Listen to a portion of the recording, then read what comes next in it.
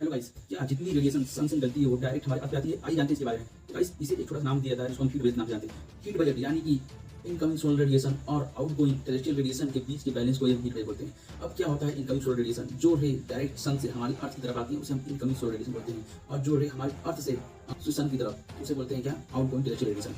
अगर हमारे अर्थ में ये जो इनकमिंग सोलर रेडिएशन है और आउटगोइंग टेरेस्ट्रियल रेडिएशन है ये बैलेंस ना हो, इसी की वजह से हमारे अर्थ या तो वार्मर होता है या तो कूलर होता है।